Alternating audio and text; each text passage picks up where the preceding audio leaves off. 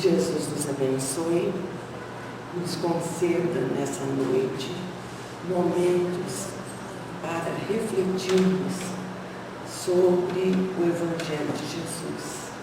Nós vamos falar hoje daquela passagem do Evangelho em que Jesus,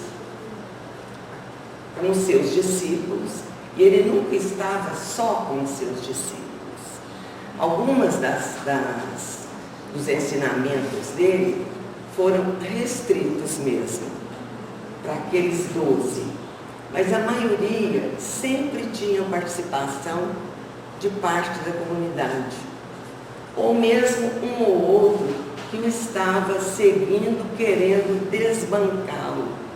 A gente sabe o quanto os sacerdotes, os fariseus tiveram vontade de atrapalhar Jesus.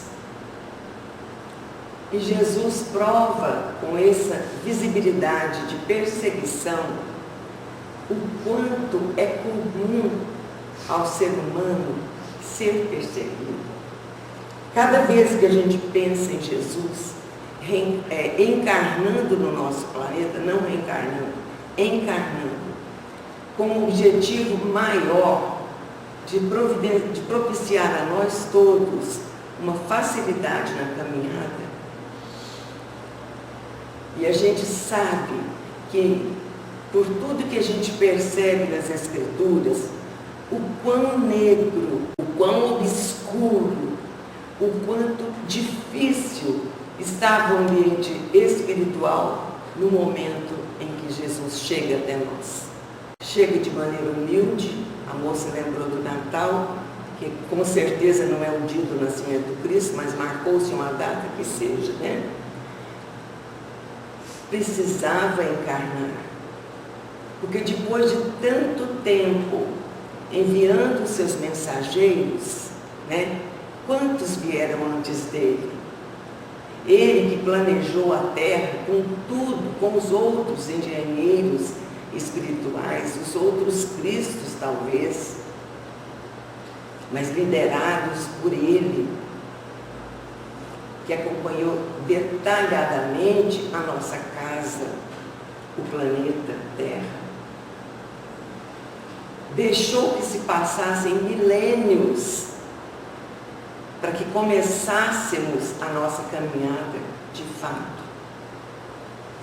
E colocou junto a cada grupo na Terra espíritos com mais evolução, para que pudéssemos ter facilitadas as nossas conquistas evolutivas.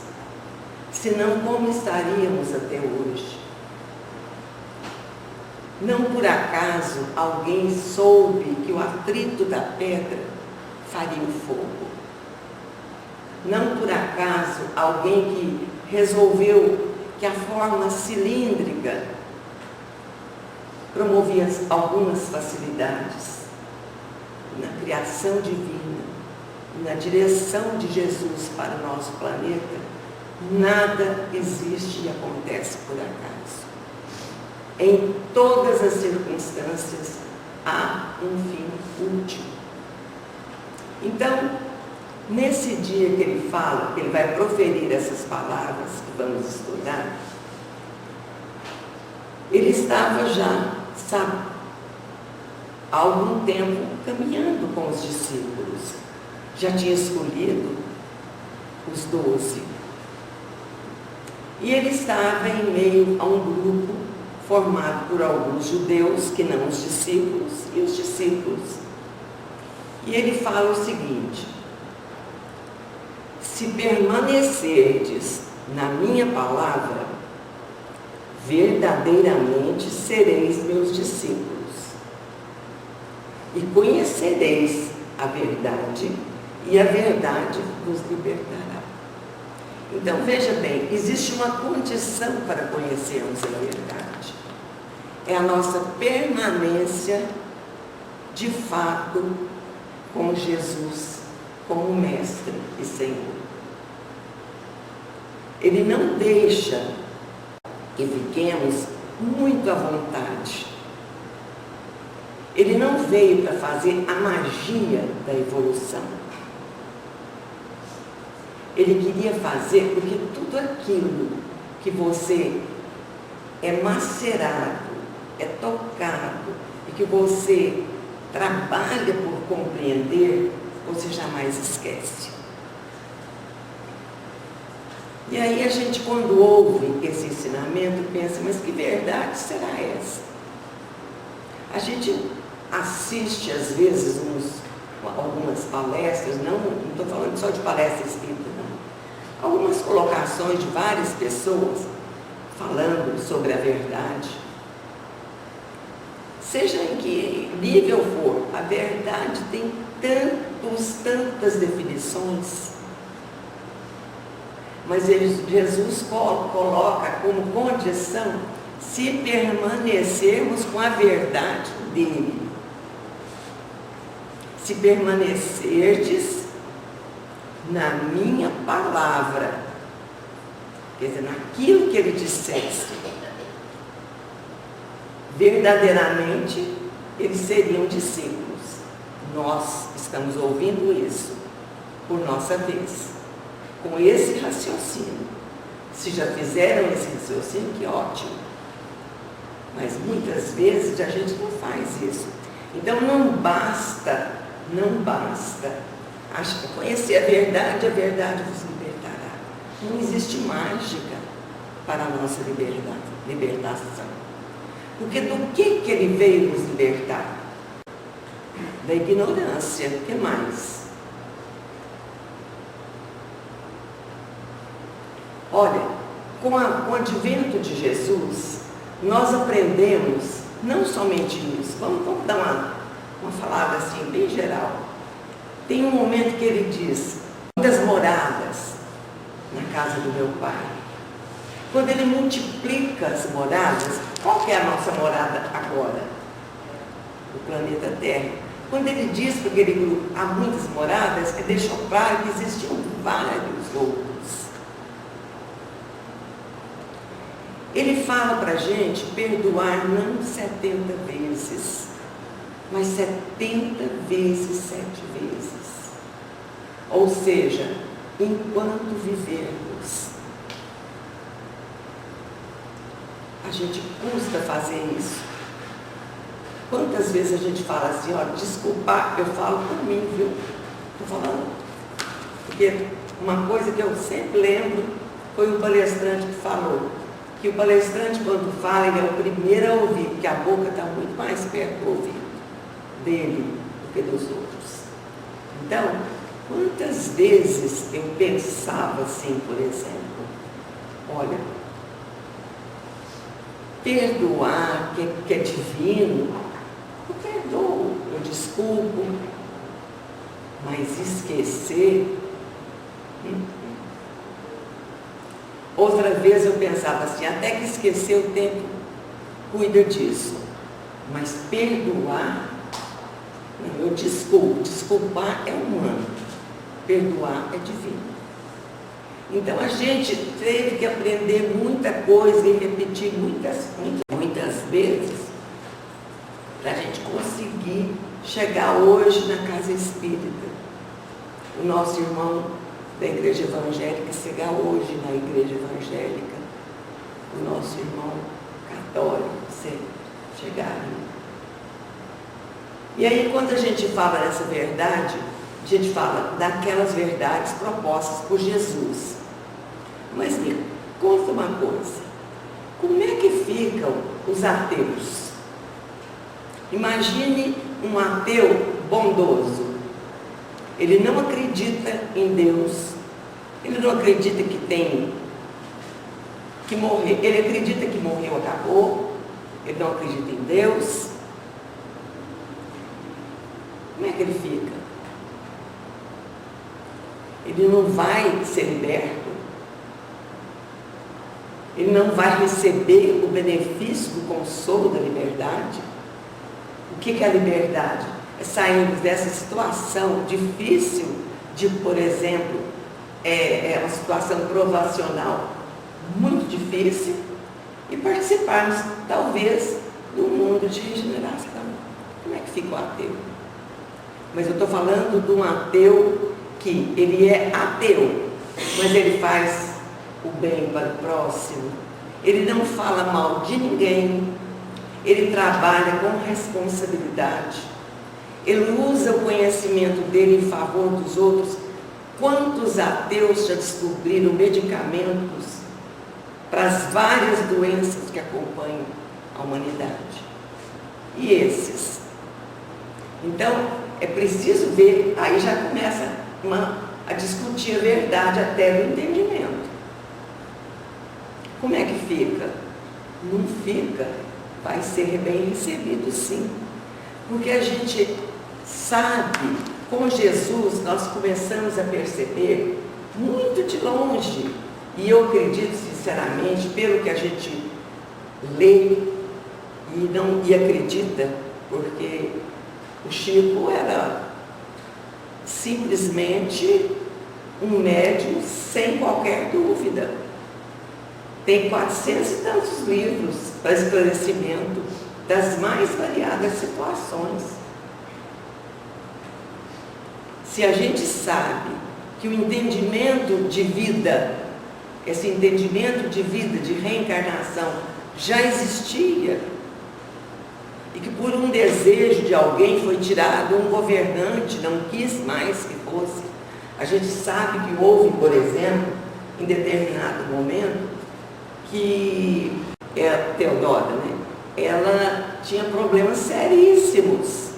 E a ideia de reencarnação dava a entender que ela era culpada. E que, sendo culpada, ela não ia morrer e voltar em boa situação. Se ela tinha sido participado das benesses do poder, ela ia nascer para pagar aquilo tudo e resgatar.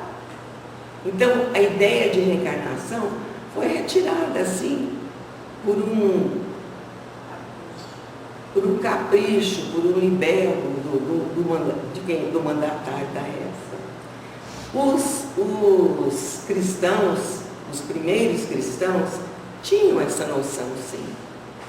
Por tudo que você lê nos livros, você sabe que existia muito maior conhecimento, e isso era uma verdade que os outros, os pagãos, vamos falar assim, os gentios, não aceitavam, mas o povo ali sabia que existia. Vamos citar um outro exemplo. Imagina uma pessoa que nessa encarnação ele é budista. Ele não vai ser salvo e ele não vai receber essa ajuda. Aí a gente está reduzindo o cristianismo a um papel que não combina com o cristianismo. O cristianismo liberta, Jesus nos liberta, e nós não temos o direito de prender. Então, já começa esse raciocínio. Não percam de vista essa ideia. E será que só os cristãos, nós somos cristãos, nós somos cristãos. O cristianismo nos ensina o amor a toda prova. Já sabíamos naquela época da reencarnação. Então, sendo cristão espírita, seremos melhores do que os outros? Nós vamos ser atendidos de acordo também com o nosso empenho, com a nossa atitude cristã. Tem uma cançãozinha que é tirada acho que do Evangelho, que fala assim: os cristãos tinham tudo em comum, dividiam seus bens com alegria. E aí termina: Deus espera que o pão de cada dia se reparta com amor e alegria. Então, é essa a atitude cristã. E se a gente procurar em todas as igrejas, todos os grupos cristãos que existem, todos fazem ao seu modo a caridade, o esforço pessoal, são convidados também. Então, a gente pensa nessa verdade como sendo uma coisa que vai ser dada para a gente. Mas essa verdade, Jesus sempre, ele falava, quando ele ia falar alguma coisa, ele falava assim: em verdade, eu vos digo. Ele repetia para a gente nunca esquecer o quão importante é a verdade. Então, quando ele resgata de nós, de cada um de nós, as tristezas de uma vida mal vivida numa outra encarnação, não de maneira milagrosa, mas nos dando a oportunidade de bem viver, isso é um tipo de verdade. Eu me descubro, por exemplo, nós nos descobrimos mentirosos, ambiciosos, descrentes, orgulhosos, egoístas. E o que acontece em cada reencarnação? A gente tem a oportunidade de, usando os ensinamentos de Jesus, agirmos diferente. Porque ninguém melhor que nós mesmos conhece o próprio defeito. Mas quantas vezes a gente fala assim: nossa, mas eu não sou egoísta, de forma alguma. Mas ai se alguém começar a tomar o seu amigo, uma atenção maior do seu amigo. Aí você já começa: o fulano agora afastou porque ele achou o cicrano. O que é isso? Não é só egoísmo, não. É ser possessivo, é ser invejoso. A inveja é a pior situação. A inveja, no latim, é invidia. É como se fosse um réptil, que no anseio de acabar com ela própria, pica ela própria. Faz assim, pica. Então a inveja é um terror. E a gente consegue ficar livre de tudo isso numa encarnação só? De forma alguma. Por isso nós estamos vindo num carreiro de reencarnações sucessivas por misericórdia de Jesus. E aquela época, quando ele volta, ele já tinha mandado muita gente aqui para fazer o possível para libertar-nos das situações vexatórias que os defeitos morais podem causar em nós. E a verdade vai fazer isso conosco. Conhecereis a verdade e ela vos libertará. Libertará de quê? De todas estas más tendências. Às vezes, numa encarnação, faça esse exame de consciência quando chegar em casa. Uma hora ou o dia que quiser. Pensa direitinho como você era. Vamos pegar não pegar muito longe, porque às vezes já vai esquecer, né? 12 anos já dá para lembrar de alguma coisa. Procure lembrar de como você era. Depois, lembre-se de você aos 18 anos. Depois, aos 25. Depois, aos 30. No meu caso, eu vou andar mais tanto, né? Eu já estou, como eu disse, beirando os 80. Então, você pensa bem, dá para perceber numa existência no que é que você melhorou. Se você olhar sem receio, vou usar uma palavra que nem deveria falar, mas sem frescura, fazer de conta, quer dizer, fica melindrado de ser obrigado a olhar defeito. Não, olha sem receio. Não importa, você era uma pessoa intolerante. Isso é um problema seu com a intolerância. E hoje, você tolera mais? Tolera, mas é a idade que dá, não é não. É a conquista do tempo. A verdade através do tempo. Então, muita gente fala assim, nada, quando a pessoa é muito custosa, fala, quando tiver filho, ela melhora. Não é pelo fato mágico de ter filho. É porque o dia que a gente não quer sentir nenhuma dor, nenhum desconforto, nada que nos contrarie. O bom é viver no laissez-faire, quer dizer, vou fazer tudo do jeito que eu quero. Mas quando a gente faz, Jesus é tão maravilhoso o cristianismo. Deus de misericórdia não podia ter oferecido para nós um melhor irmão, que deixou tanto jeito da gente descobrir e fazer alguma coisa diferente. E aí você está numa idade, você se envergonha de ter feito um papelão. Certeza que você ainda vai fazer mais uns 2. Mas chega um ponto que você fala, não me pega mais. Quando falar, eu vou fazer diferente. Faz.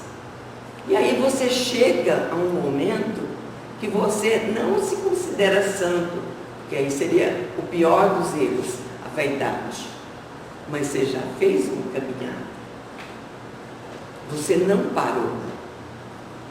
Isso de falar, eu nasci assim, eu cresci assim, vou morrer assim, só na música da Gabriela. Para ouvir e nem guardar na cabeça, como sendo uma verdade. Não pode ser. Nós não podemos estar assim, desse jeito. Então, quando Jesus fala isso, verdadeiramente, quer dizer assim, como verdadeiramente ser seus discípulos? Levar a sério, prestar atenção, porque em todas as circunstâncias da vida, Jesus tem uma palavra que se adapta àquela situação, não é? E essa liberdade só vai ser alcançada e conquistada pela pessoa que não é ter otimismo, que foi insistente, porque é uma mudança de quando você vai aprender, por exemplo, qualquer coisa, sobre qualquer coisa de dentro da materialidade, uma técnica, alguma coisa, instrução, esse aspecto de conhecimento, né? Você é uma coisa que entra de fora para dentro, não é? O professor te ensina a ler, é de fora para dentro. Você vai com uma especialização depois de formado numa área qualquer, de fora para dentro. Você quer fazer sorvete, alguém te ensina, de fora para dentro. Mas a orientação, o trabalho moral é o contrário, é de dentro para fora. É você tomar posse daquela verdade. Você primeiro faça um diagnóstico. Eu preciso mudar isso. Eu preciso me dar bem, mesmo não querendo muito, com a minha nora, ou com o meu chefe, ou com a minha amiga tal, ou com esse menino custoso, meu filho, que não tem jeito. Tem jeito sim. Tem jeito sim. E na medida que você se esforça, a primeira vez você não consegue grande coisa, lá nos 12, 13 anos, com 12 anos a gente já começa a fazer modificação. Porque eu fico pensando, lembrando, que e eu trabalhei muito com criança também. Quando eu comecei a trabalhar como professora, eu dava aula para crianças, bem pequenininhas.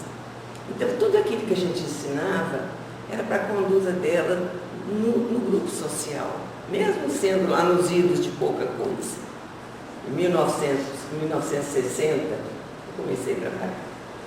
Então, as crianças tinham aquele cuidado de ensinar que tem que lavar as mãos, que tem que cortar a unha. Nas escolas tinha um tal de pelotão de saúde, que eu olhava tudo, eu sou da época do pelotão de saúde. Então, era assim que a gente fazia. Depois, esse havia. Às vezes a criança passava por você na primeira série, né? Bonitinha lá. Depois você encontrava a criança lá na terceira série. Ela já tinha modificado bastante. Mas isso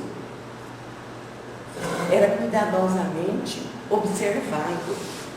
As famílias não tinham a preocupação de hoje como a gente tem, porque nós vivemos num mundo que quer viver com a mesma velocidade dos inventos eletrônicos.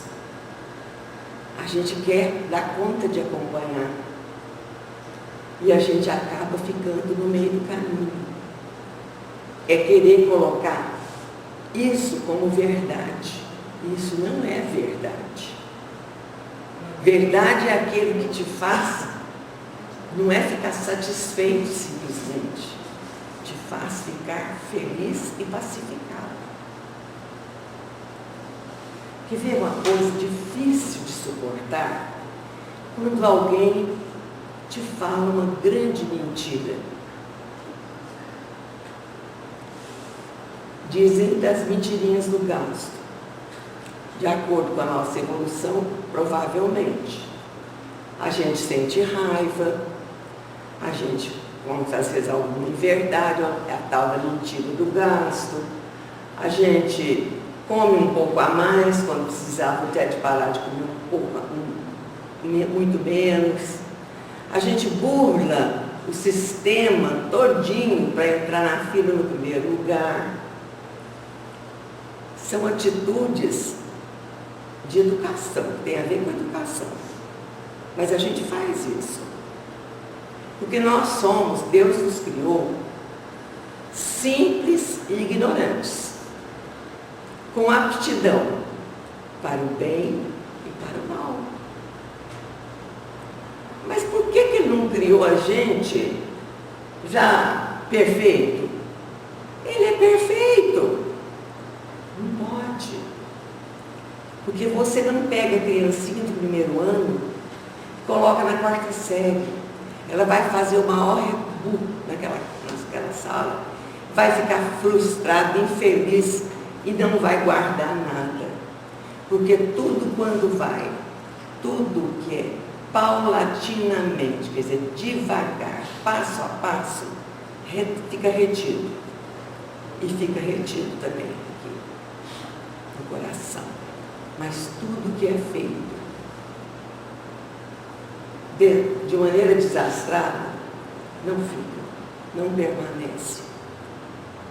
E aí nós não estamos sendo aqueles que foram convidados, constatados por Jesus, que seriam os seus servos. Né? Uma outra coisa, nós aqui na doutrina, olha a facilidade que a gente tem. Quando você encontra, se você está numa religião, o que eu vou falar não é uma crítica particular, é uma constatação que a gente vai usar para o conhecimento, tá certo? No Espiritismo, eu vou falar do Espiritismo. No Espiritismo, o palestrante vem aqui, fala e vocês ouvem. Aí vocês não concordam com alguma coisa. Você anota, chega em casa, pega as obras básicas e pesquisa, tem onde buscar. Por quê? O Espiritismo não é taxativo. Ele não te obriga a aceitar, ele não é dogmático. É isso, acabou, está definido. E, infelizmente, existem muitas das religiões cristãs que são dogmáticas. Existe até o despautério, né, de falar, por exemplo, a mamãe tinha uma comadre que era de uma outra religião. E a mamãe era extremamente católica. Sabe, católica de terço mesmo, de novena, católica. Eu também já fui católica. Nasci lá católica. E valeu, eu aprendi muita coisa aprendi. Então o que que acontece? E ela chegava lá em casa e falava com minha mãe, isso eu via, e eu já era grandinha, eu ficava, como a minha mãe era humilde, ela ficava caladinha. Ela abraçava minha mãe, quase chorava e falava, comadre, mas eu tenho uma dó de você, porque você não vai viver, você vai morrer para sempre. Você não vai ser salva. Porque essa religião que você tem, ela não vai te oferecer isso. E você é boa demais para morrer e acabar. Porque a mamãe, modéstia à parte, a mamãe era boa mesmo, uma pessoa fora do comum. Graças a Deus. Eu posso falar que eu convivi com um anjo. Minha mãe, fora do comum. Gracinha, gracinha. Então, e a mamãe ouvia aquilo e eu falava, mãe, mas que é isso que a dona falou, a senhora, então eu também vou morrer para sempre, vou ficar no... Porque ela explicava o que era morrer para frente, para sempre. E criança leva tudo muito a sério. E eu pensava, meu Deus, eu não quero ficar num lugar desse esquisito, do jeito que ela falava, né? E a mamãe falava assim, não, bem, ela acha que é assim, mas ela ainda vai aprender que não é bem assim. E se ela não fica com raiva? Não fica. Ela quer o meu bem. Então, por que eu vou querer falar que não está ruim? Ela quer que eu me sinta bem, que eu seja salva. Então, ótimo. Então, era assim. Então, a gente não pode também ter a falsa ideia, a arrogância de achar que os nossos irmãos não serão salvos. Não combina com nenhum espírita, porque nós podemos, eles às vezes não podem contestar uma ideia ou contestar o posicionamento, mas aqui dentro da doutrina você pode contestar. E se a pessoa que estiver aqui, ou o Zé, falando aqui nesse lugar especificamente, não puder te convencer, ela vai te respeitar no seu posicionamento, se a gente não tiver uma resposta, né?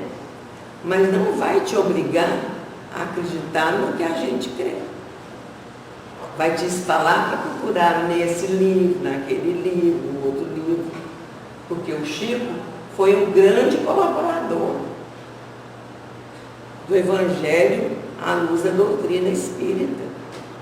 Não fosse ele, nós não teríamos tantas informações. Ele de Valdo. São dois grandes espíritas. E ainda existem muitos espíritas que estão continuando o trabalho parecido e que vale a pena. Quantos relatos que a gente tem, né? Então, por exemplo, quando uma pessoa desencarna, às vezes não, quase sempre a gente fica sentido. Porque a ninguém é verdade o sentimento. Vamos ver uma outra verdade que Jesus nos mostrou. Ele estava indo para um lugar, alguém alcançou o grupo e disse, volta, vai à casa de Lázaro, porque ele está muito mal. E ele volta.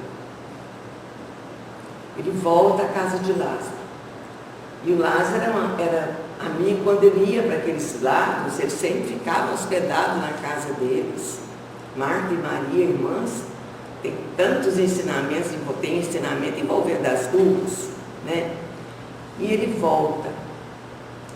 E ele, será que tem alguém aqui que acredita que Jesus foi para lá e não sabia que ia chegar e tinha morrido? Existe alguém que acredita plenamente que Jesus não sabia. Mas Jesus viveu, ele veio para ser exemplo.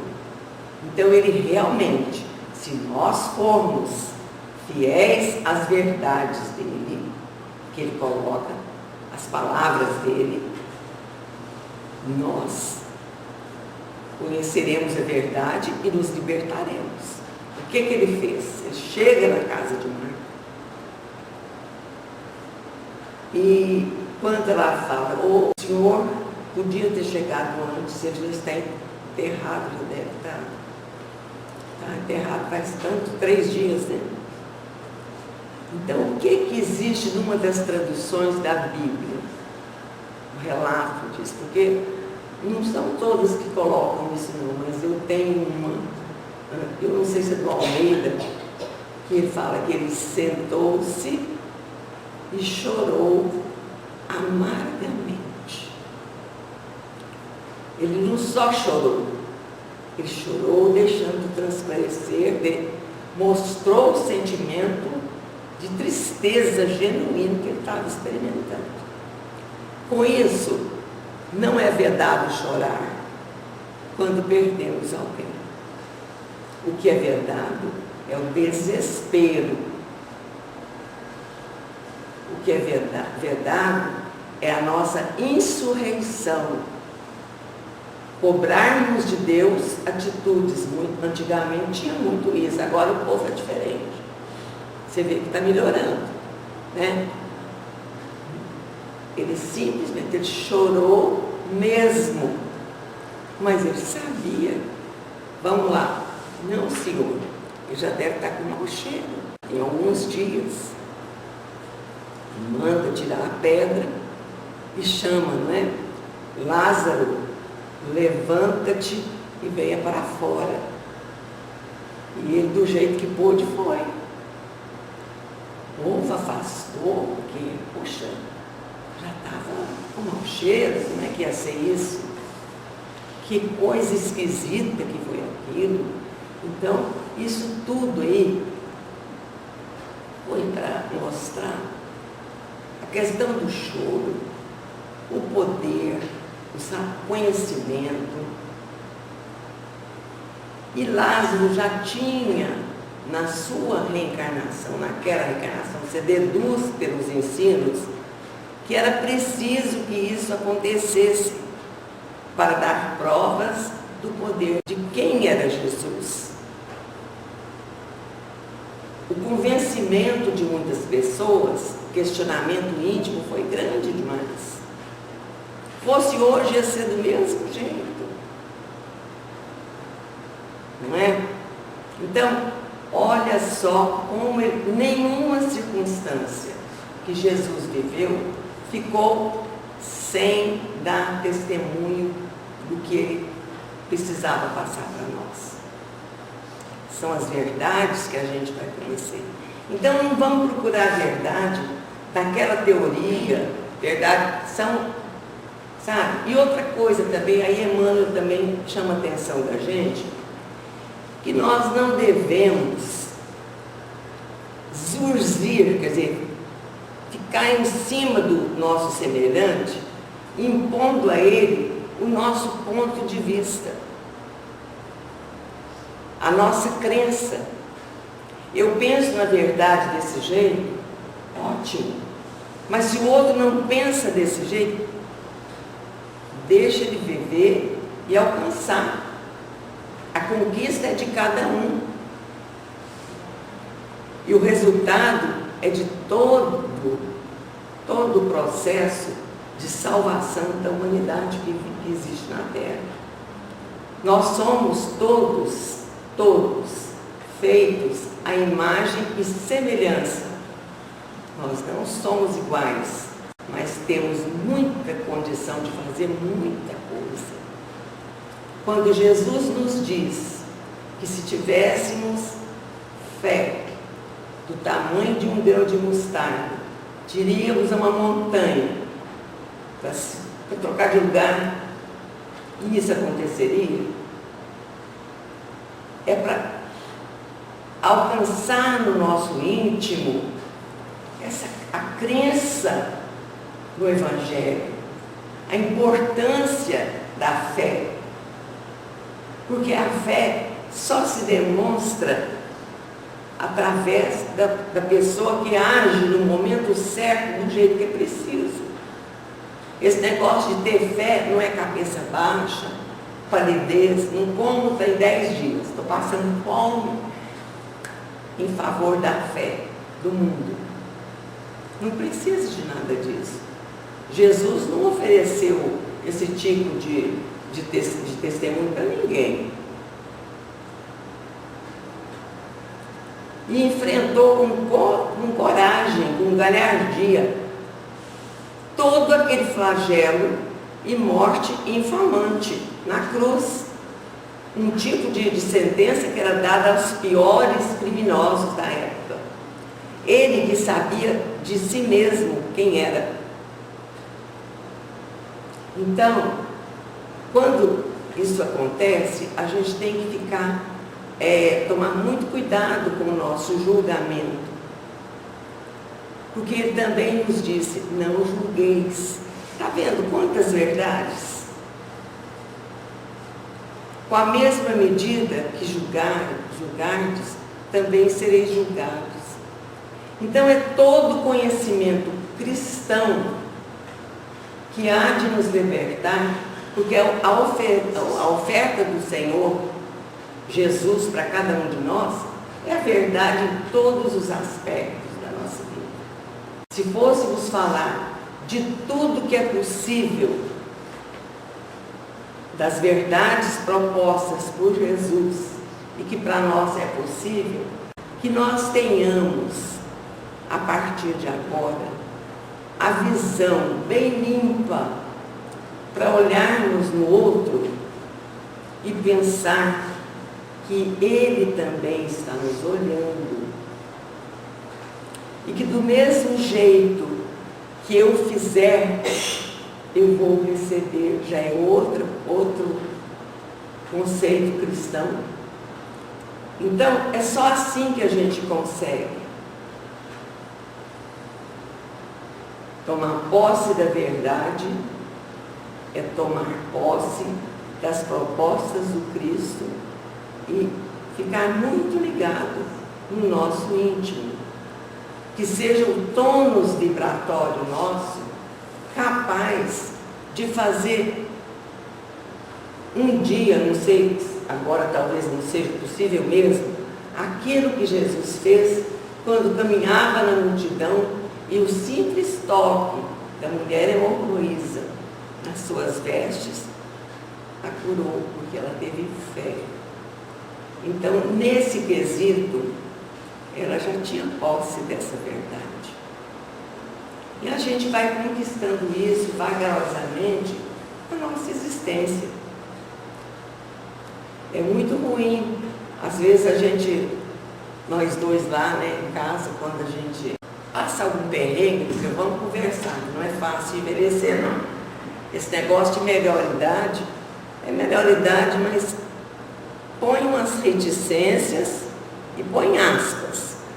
Porque tem hora que você quer que a vida, que você esteja de um jeito e não está, não. E tem que aceitar. Porque não adianta querer ser hoje o que você foi aos 20 anos, não tem condição. É da natureza humana, né? Então, que a gente tenha consciência que tudo que a gente já tem é muita coisa e que Jesus não tem faltado com a parte dele. Basta que nós sejamos realmente seguidores dele, para que a gente conheça a verdade e se sinta livres daqueles escolhos que só atrapalham o nosso caminho, dando-nos tristeza, sentimento de culpa às vezes e uma vontade de nem ser a gente mesmo. Porque quando a gente toca o pé na jaca, é triste, né, gente? Sabe o que é pisar na jaca, né? É fazer alguma coisa bem contrária às propostas que você já tem e que Jesus nos concede o conhecimento.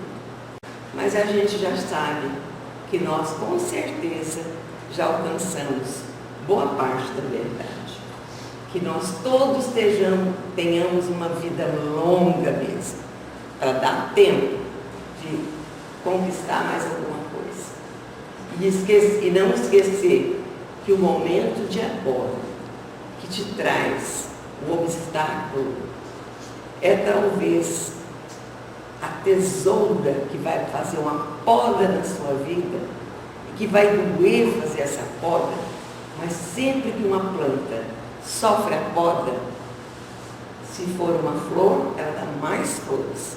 E se for uma árvore frutífera, ela dá mais flores e frutos. Tenhamos isso bem claro na nossa mente. Toda situação muito complicada é prenúncio de que dali nós vamos tirar um bom resultado íntimo. Que Jesus nos abençoe a todos.